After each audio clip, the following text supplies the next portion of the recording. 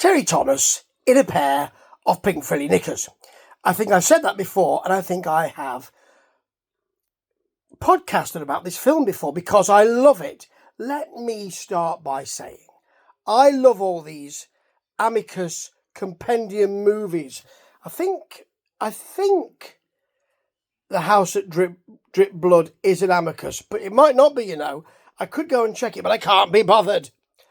It is a great Compendium movie. Though Asylum's another great Compendium movie, but we are talking about and Dr. Terror's House of Horrors, another one. But we are talking about the From Beyond the Grave, Tales from the Crypt. From Beyond the Grave is extraordinary, and those kind of mid-73 onwards sort of movies that Amicus made and that British stars were in, and also international stars too. I mean, Terry Thomas, by that time, not as big a star as he had been, but really, really big star to be doing a movie like this, which is, and I've seen it many times, and when my lovely wife Debbie was away for the night on Sunday, I thought, I'll look at an old favourite. I'll watch The Vault of Horror. Yes, 1973, Roy Ward Baker. You're in safe hands there, aren't you? And yet, I think that with the Hammer films, because I grew up with them and they were a little bit illicit, I always thought, and I was scared of them as well. My parents were up, or my dad would stay up with me and watch it with me, you know. I feel an excitement and a nostalgia about that, and I do love these movies. But this one, this time, I wasn't completely convinced. Now, there are several stories here. That's what a portmanteau or compendium movie is. And when you've got a movie like From Beyond the Grave, which is the one with, correct me if I'm wrong, I hope I'm not, with Peter Cushing as the antique dealer in the central linking story. Naughty, shouldn't have done that. Doing his northern accent and very beautiful and all that, but beautifully done. You kind of feel that, well, that one is the greatest of all of those portmanteau movies in my opinion. You do have David Warner in there. You've got Ian Ogilvy in there and Leslie Ann Down. You've got Donald Pleasance in there with Ian Bannon, I think. And you've got Ian Carmichael, of course. I don't think that movie is as full of big stars as Vault of Horror.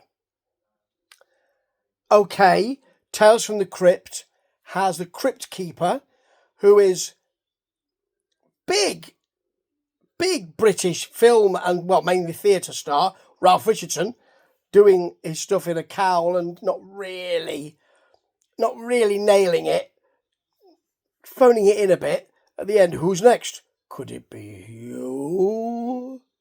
Not really connecting with the camera. But Vault of Horror has Terry Thomas, yes, and Kurt Jurgens.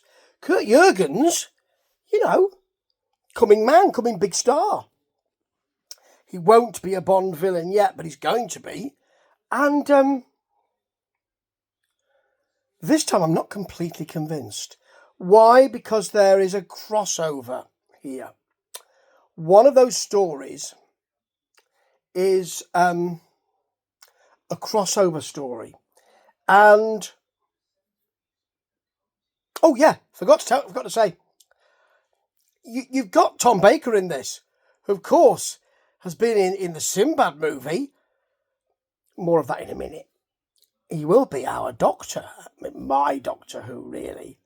End of Pertwee and all of that with the Baker time. So, his segment here is superb. The Baker segment remains superb. But generally, the segment I'm talking about is It's the one with Robin Nedwell and what's his name as Dick Stewart Clark. The Doctor series. Did George Layton write that TV series? There's Doctor Down Under as well, wasn't there? To be honest, they're medical students, and they have a neighbour who he's a horror writer, no money in horror, and he fakes his own death. He's got a miracle drug which stops your heart, and then you wake up a few hours later. And he asked his friend if he could dig him up. They bury him, and could you dig him up? Well, of course, his friend's not going to do that, and he's left in the coffin. In the meantime, those two medical students, it's Jeffrey Davis, isn't it, as Dick Stewart Clark? He's not called Dick Stewart Clark in this. And Robin Nedwell. They contact a gravedigger. Don't know how they know a gravedigger.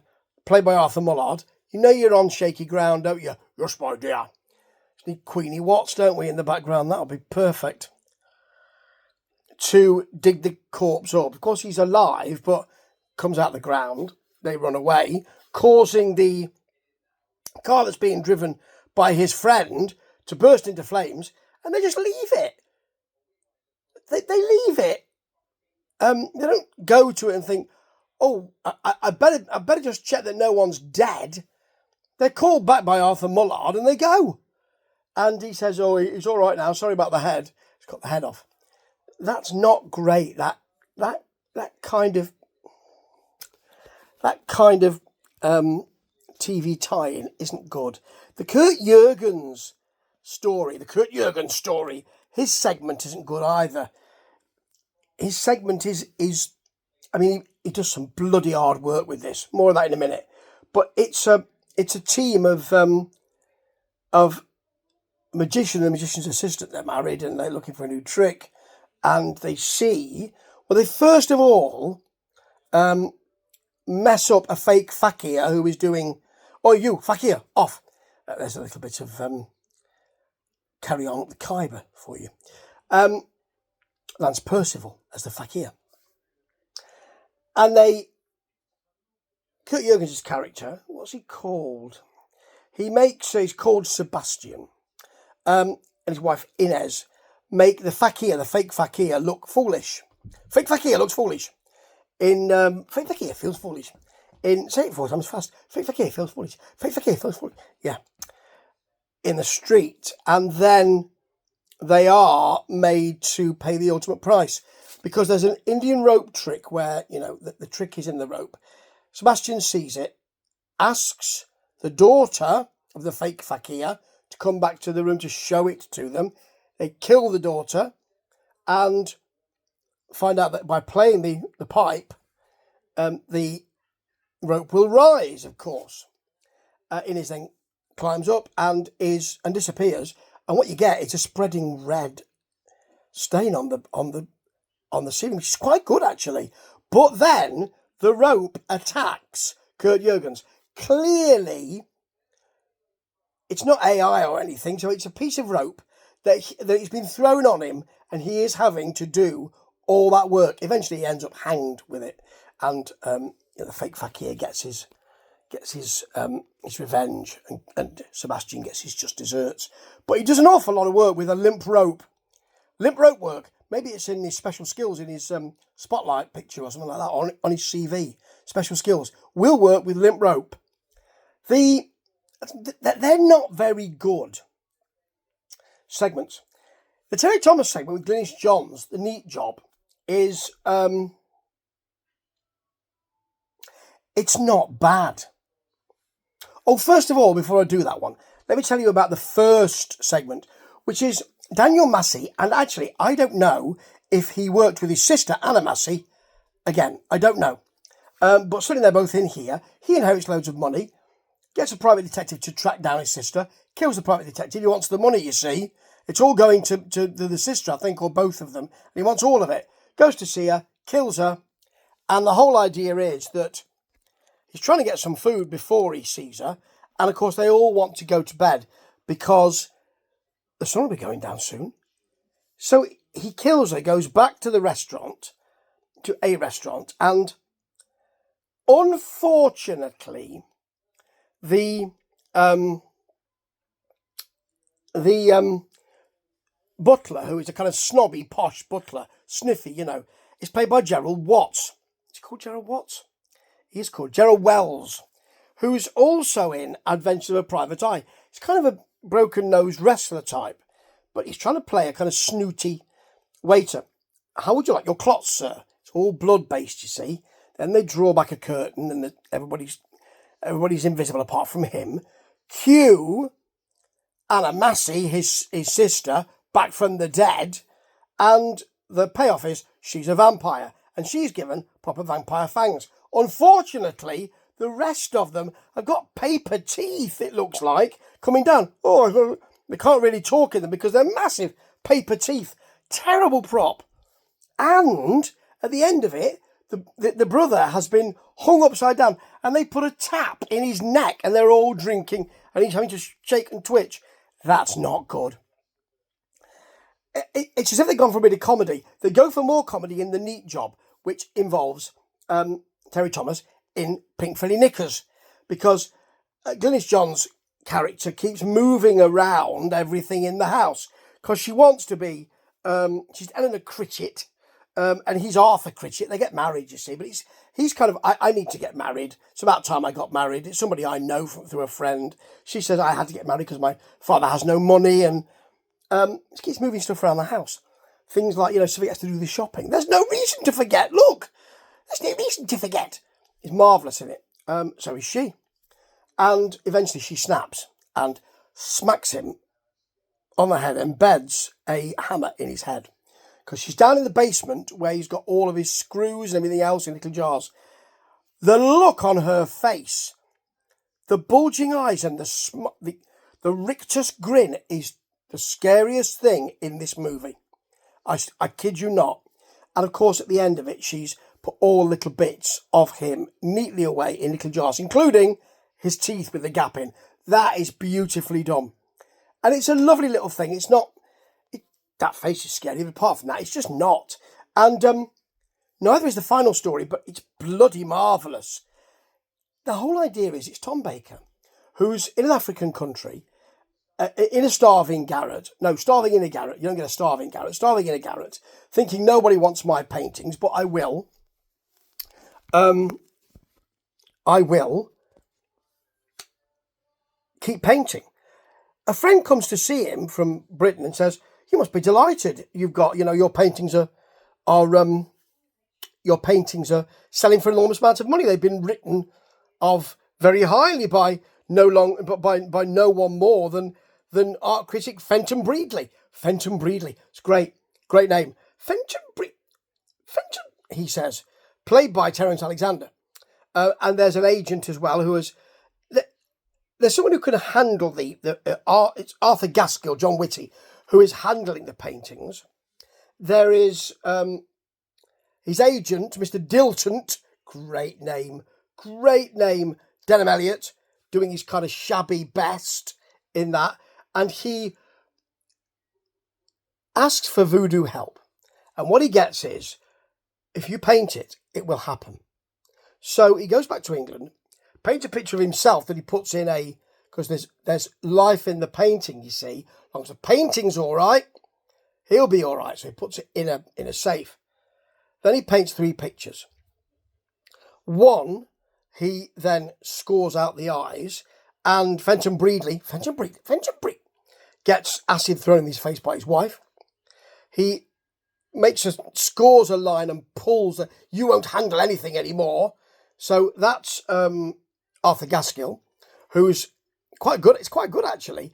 He's got a guillotine machine to cut the paper, cuts his hands off, and then Mr. Dilton takes the painting to him and said, "You have, I think it's 5 minutes or 10 minutes to live." And he then, Dilton gets a gun out and Tom Baker unveils the painting, and it's lovely actually. It's really nicely done. Takes out a red pen, felt pen, puts a hole here, which causes Denham Elliott to shoot himself in the head. You do see it actually. It's not a lot of blood, but it's great actually. He acts it really well.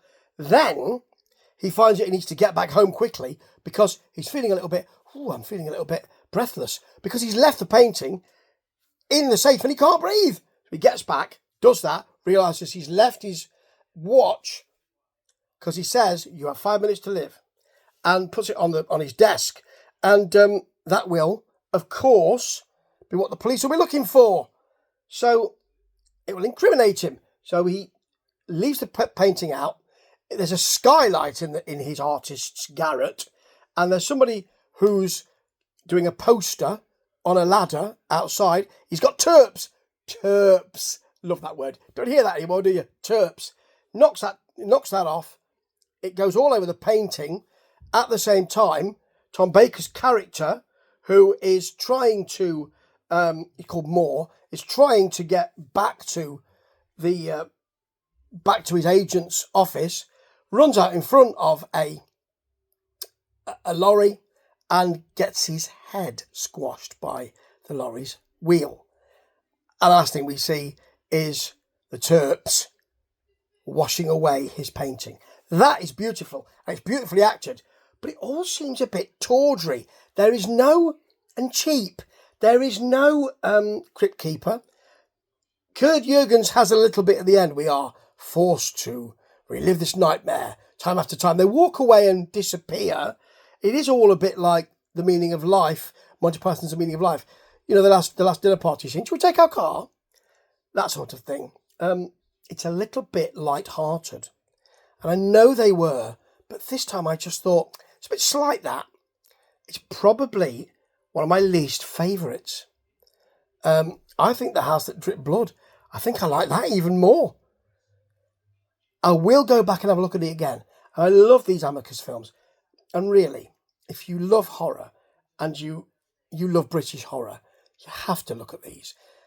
Hammer, closely linked to Amicus, I always think, won the Queen's Award for Industry in 1966.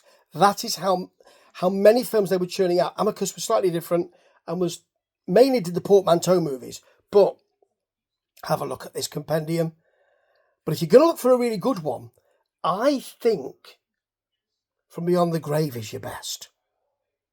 Ta-ta.